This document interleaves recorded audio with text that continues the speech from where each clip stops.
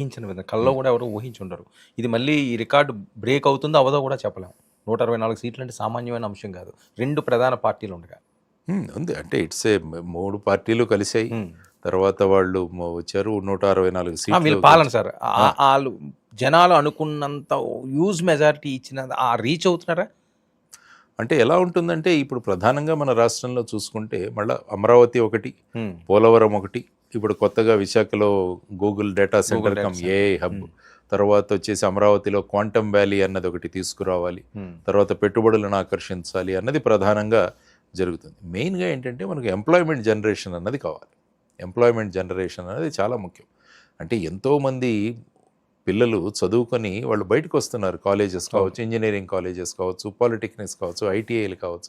వీళ్ళందరికీ ఎక్కడో ఒక చోట ఉపాధి కల్పించాలి. ఉపాధి కల్పించాలంటే మన దగ్గర పెట్టుబడులు రావాలి. పెట్టుబడులు వచ్చిన దానికి ఆకర్షించాలి మనం. సో ఈ విధమైన పరిస్థితుల్లో government main role is to create development through which employment. So ఆ విధంగా తీసుకురావాలి. ఫర్ ఎగ్జాంపుల్ ఇప్పుడు గూగుల్ డేటా సెంటర్ వస్తుంది, కమ్ ఏఐ హబ్, అది ఒక 5 సంవత్సరాల ప్రణాళిక. అది సుమారుగా $15 బిలియన్, అంటే ఆల్మోస్ట్ 1,30,000 కోట్ల investment. It's a good investment. So దాని నుంచి మనకు ఎన్ని జాబ్స్ క్రియేట్ అవుతాయన్నది ప్రధానంగా అవ్వని కదా సార్ వీళ్ళు ప్రచారం చేస్తుంది. 200 జాబ్లు వస్తాయి ఎందుకు కదా అంటున్నారు వైసీపీ అంటే వాళ్ళు అనడం ఏంటంటే Google data hub come AI, artificial intelligence hub అన్నది వస్తుంది. సాధారణంగా ఎలా ఉంటుందంటే ఒక కంపెనీ రాగానే మిగతా కంపెనీస్ అన్ని కూడా చూస్తాయి ఎందుకు విశాఖపట్నానికి వెళ్ళింది అన్నది. సో ఆటోమేటిక్గా మిగతా కంపెనీలు కూడా ఇంట్రెస్ట్. తర్వాత ఏంటంటే ఒక ఈకో సిస్టమ్ డెవలప్ అవుతుంది.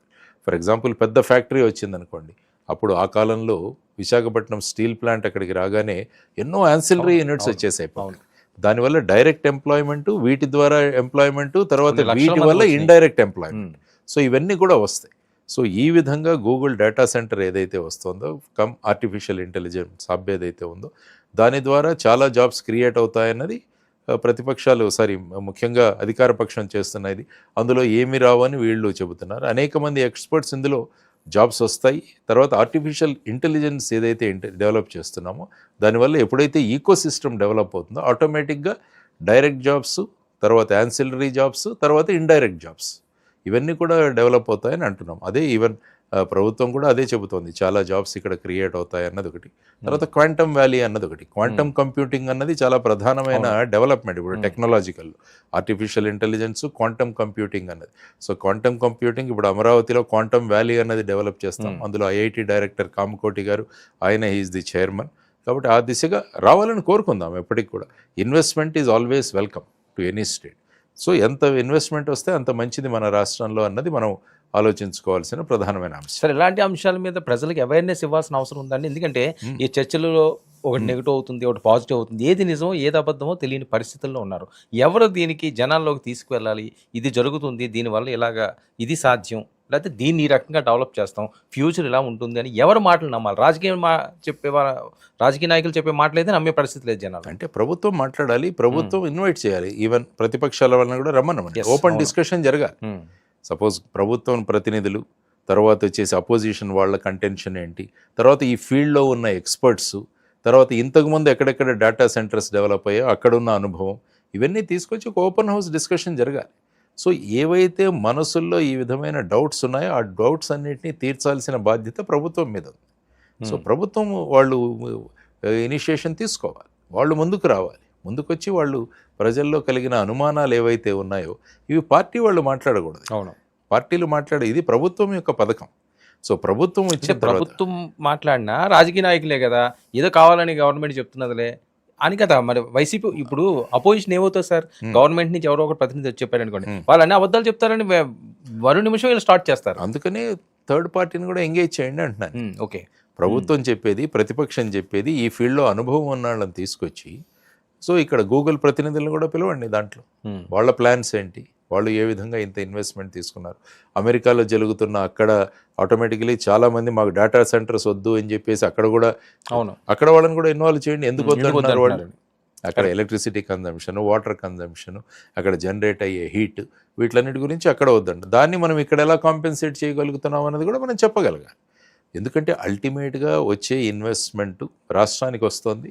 సో దాన్ని ఏ విధంగా మనం వినియోగించుకోవాలన్నది మనం ప్రజలు కన్విన్స్ అవ్వాలి, చెప్పగలగాలి. లేకుంటే ఈ అనుమానాలు అలాగుంటే వచ్చిన ఇన్వెస్ట్మెంట్ను కూడా ఇక్కడ మనం వెల్కమ్ చేయకుండా ఫైనల్గా వాళ్ళు ఏమనుకుంటారు మరి గూగుల్ వాళ్ళు, ఇంత అపోజిషన్ ఉంటుంది, ఇంత ఎందుకు మనం వేరే రాష్ట్రానికి పోదామా అని కూడా అనుకోకూడదు. సో ఈ విధంగా కండ్యూసివ్ డెవలప్మెంట్ జరుగుతుంటే అందరూ కలవండి అన్నది ప్రధానంగా మనం చూడాల్సిన అంశం. సార్ గూగుల్ అన్నది విశాఖ కావనివ్వండి, ఆంధ్రప్రదేశ్ కావనివ్వండి, తెలుగు రాష్ట్రాలు కావనివ్వండి, మణిహారమైనా డెఫినెట్గా any investment is always welcome. దానిలో వచ్చే ఈ ఎలక్ట్రిసిటీ జనరేషన్, ఎందుకంటే ఒక 1 గిగావాట్ ప్లాంట్ అంటే 1000 మెగావాట్స్ దానికి పవర్ కావాలి.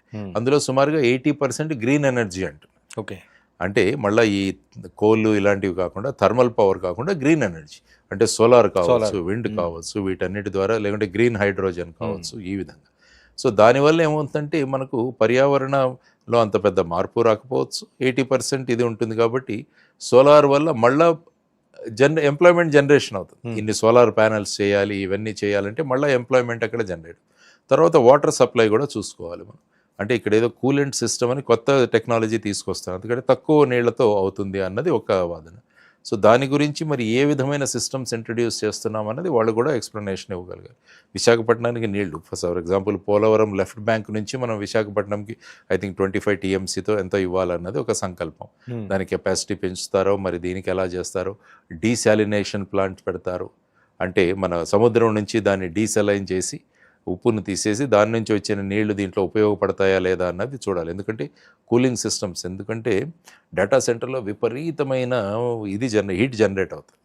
ఎందుకంటే మనకు సాధారణ వీటికన్నా కూడా ఒక 100 రెట్లు ఎక్కువ హీట్ జనరేట్ అవుతుంది. సో దాన్ని కూల్ చేయడానికి మరి water supply is required. So దాన్ని ఎలా కాంపెన్సేట్ చేయబోతున్నాం అన్నది కూడా చూడాల్సిన విషయం. So any technology, any investment ఎప్పుడు కూడా మనం వెల్కమ్ చేయాలి. Google data centre is going to be A game changer మనకు అనుకోవచ్చు. సార్ లక్ష్మీనారాయణ గారిని నేను అబ్జర్వ్ చేసింది, మీకు రైతులన్నా, వాళ్ళ కష్టాలన్నా, ఇలాంటి ఏరువాకులు ఇలాంటివి చాలా ఇష్టం. కానీ ఈ మధ్యన మీరు ఆధ్యాత్మికంలో కూడా వెళ్తున్నారా ఏంటి? తిరుపతిలో మీరు కనిపిస్తున్నారు. దేవుడి మీద కూడా పెత్తనం చేసే వాళ్ళ మీద ఏమన్నా మాట్లాడుతున్నారా? నేను పెరిగింది ఆధ్యాత్మిక కేంద్రం. నేను శ్రీశైలంలో పెరిగారు. నేను చిన్నతనం నుంచి ఆధ్యాత్మికత అన్నది భారతదేశం యొక్క ప్రతీక. ఆధ్యాత్మికత అన్నది మన భారతదేశంలోని ప్రతి ఒక్క వ్యక్తిలో కూడా ఉంటుంది. ఆధ్యాత్మికత అంటే నా దృష్టిలో ఎదుటి వ్యక్తిలో దేవుడిని చూడడం. ఇప్పుడు వర్మగారితో మాట్లాడుతున్నానంటే నేను వర్మగారిలో ఉన్న దేవుడితో మాట్లాడుతున్నాను. ఆ విధంగా అది ప్రతి వ్యక్తిలో కనుక మనం దేవుడిని చూడగలిగితే, మన దగ్గరికి కంప్లైంట్ తీసుకుని వచ్చే వ్యక్తిలో కూడా మనం దేవుడిని చూడగలిగితే, ఆ వ్యక్తికి సేవ చేస్తే దేవుడికి సేవ చేసినట్టే. గ్రేట్. ఆ వ్యక్తి దగ్గర నుంచి లంచం అడగం. అవును, ఎందుకంటే దేవుడి దగ్గర నుంచి ఎవరైనా లంచం అడుగుతారా? అది ఆధ్యాత్మికత అంటే. సో ఆ విధంగా ఆ ఆధ్యాత్మిక డెవలప్మెంట్ అవడానికి భక్తి మార్గంలోంచి మనం వెళ్ళాలన్న దానికి గుళ్ళు ఇవన్నీ కూడా, మనం పూజలు ఇవన్నీ కూడా చేసేది ఏంటంటే మన కాన్సన్ట్రేషన్ అన్నది ఆధ్యాత్మిక దిశగా వెళ్ళడానికి ఇది ఒక మార్గం.